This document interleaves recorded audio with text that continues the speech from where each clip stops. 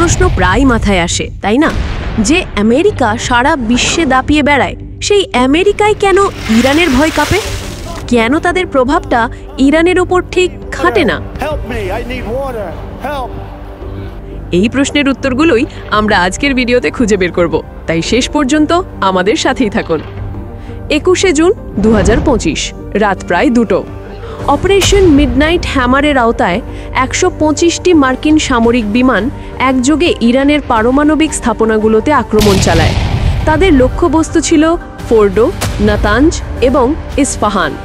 এই আক্রমণে অংশ নেয় 7টি B-2 স্পিরিট বোমারু বিমান, যা ভূমধ্য সাগর থেকে উড়ে এসে ইসরায়েল ও ইরাকের আকাশসীমা পেরিয়ে ইরানের ভেতরে ঢুকে হামলাটি চালায়। এই ভয়ঙ্কর আক্রমণের পর পুরো বিশ্বের নজর ছিল ইরানের জবাবি প্রতিক্রিয়ার দিকে। মধ্যপ্রাচ্যে যুক্তরাষ্ট্রের 20টিরও বেশি সামরিক ঘাঁটি রয়েছে, তাই আশঙ্কা করা হচ্ছিল ইরান যে কোনো সময় যে কোনো ঘাঁটিতে পাল্টা হামলা চালাতে পারে। ইরানের পাল্টা জবাব। ঠিক 2 দিন পর ইরান পাল্টা জবাব দেয়। কাতারের আল উদ্দাইদ এয়ারবেস এবং ইরাকের আইন আল আসাদ এয়ারবেসে চালানো হয় হামলা। কিন্তু মার্কিন ঘাঁটিতে ইরানের হামলা এটাই প্রথম নয়। এর আগেও বিভিন্ন সময় তারা মার্কিন স্বার্থে আঘাত এনেছে। চলুন ইতিহাসের পাতা থেকে এমন কিছু ঘটনার কথা জেনে নেওয়া যাক। কাশেম সোলেইমানি হত্যাকাণ্ড ও প্রতিক্রিয়া।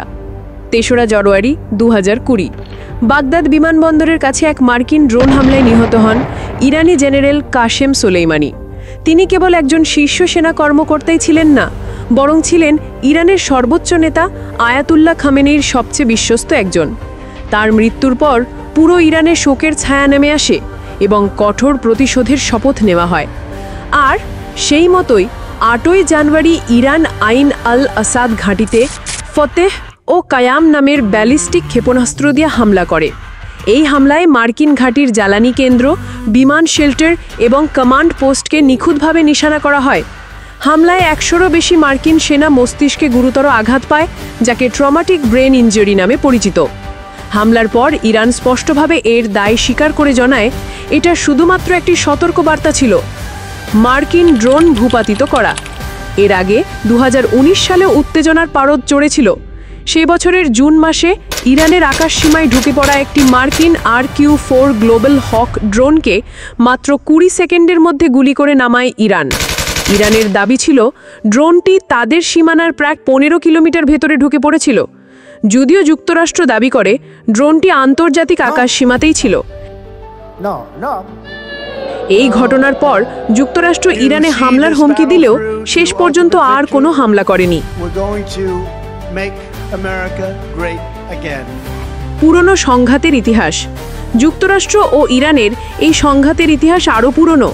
ইরান ইরাক যুদ্ধের সময় অর্থাৎ 1987 সালে ইরান একটি আমেরিকান পতাকাবাহী ট্যাঙ্কারে ক্ষেপণাস্ত্র হামলা করে। এতে জাহাজের ক্যাপ্টেন দৃষ্টিশক্তি হারান এবং বেশ কয়েকজন নাবিক আহত হন। এর প্রতিশোধ হিসেবে যুক্তরাষ্ট্র ইরানের 2টি অয়েল প্ল্যাটফর্ম ধ্বংস করে দেয়। এর পরের বছর 1988 সালে ইরান পারস্য উপসাগরের নিচে মাইন পেতে রাখে। সেই মাইনের আঘাতে প্রায় ধ্বংস হয়ে যায় মার্কিন যুদ্ধজাহাজ USS স্যামুয়েল বি রবার্টস। একটিমাত্র মাইনের আঘাতে কোটি কোটি ডলারের এই যুদ্ধজাহাজটি প্রায় অকেজো হয়ে পড়ে। এর জবাবে যুক্তরাষ্ট্র ইরানের বেশ কয়েকটি সামরিক স্থাপনায় বড় ধরনের পাল্টা হামলা চালায়।